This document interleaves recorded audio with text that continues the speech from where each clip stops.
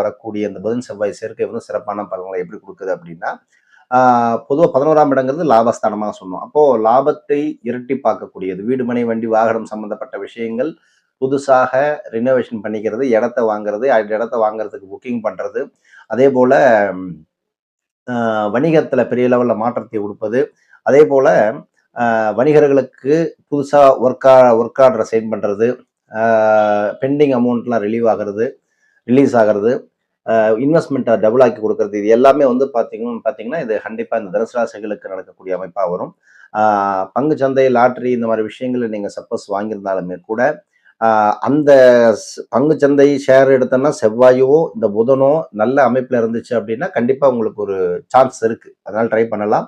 அதனால நல்ல லாபம் உண்டு. அதே போல என்னை பொறுத்தவரைக்கும் என்ன, இந்த பெரிய பெரிய இன்வெஸ்ட்மெண்ட்ல ஷேர் மார்க்கெட்லாம் போடும்போது, தயவு செய்து பெரிய பெரிய அமௌண்ட்லாம் போட்டு லாக் பண்ணாதீங்க. சின்ன சின்னதா அமௌண்ட்ட வந்து ஒரு 1000, 2000, 500 இப்படிலாம் போட்டு நீங்க அத கத்துக்கிட்டு, அதுக்கப்புறம் நெறைய விஷயங்கள அது சார்ந்த வல்லுநர்களிடம் தெரிந்து கொண்டு முதலீடு செய்யுங்கள்.